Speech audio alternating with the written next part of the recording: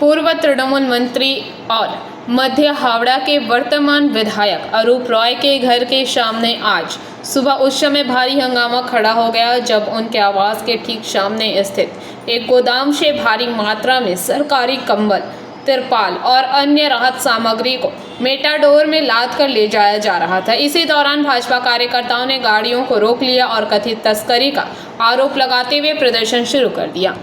भाजपा कार्यकर्ताओं का आरोप है कि गरीबों और आम जनता में बांटी जाने वाली इन सरकारी सामग्रियों को लोगों को देने के बजाय गुप्त रूप से कहीं और तस्करी किया जा रहा था। इस खबर के फैलते इलाके के लोग भी वहां जमा हो गए और पूर्व मंत्री के घर के सामने खड़े होकर चोर चोर के नारे लगाने लगे। माहौल बिगड़ता देख लेक टाउन और स्थानीय पुलिस बल तुरंत मौके पर पहुंचा। सरकार থেকে আমার কাছে সমস্ত বিধায়কদের কাছে তার ঈদের সময় এবং পুজোর সময় তারা ত্রাণ সামগ্রী আসে গরিব মানুষকে দেওয়ার জন্য। তো এবার ঈদের সময় আমার কাছে জামা কাপড় এসেছিল, ত্রিপল এসেছিল এবং কম্বল এসেছিল। কম্বল তো গরমকালে দেওয়ার নয়, শীতকালে দেওয়ার। তা যেগুলো দেওয়ার সেগুলো অবশিষ্ট যেগুলো ছিল আমার কাছে, যেগুলো দেওয়া হয়ে গেছে, যেগুলো অবশিষ্ট ছিল সেগুলো আমি ডিএমকে গতকাল ফোন করেছিলাম।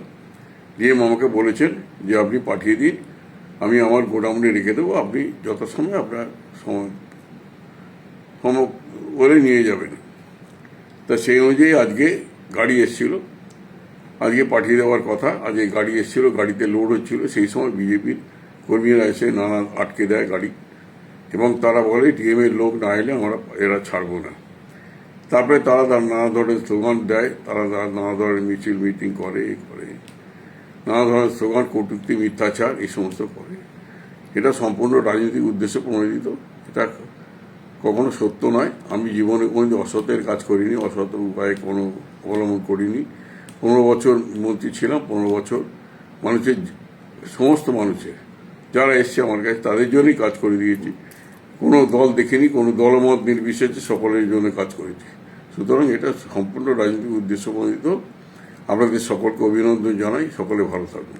Bureau report, PVTV news.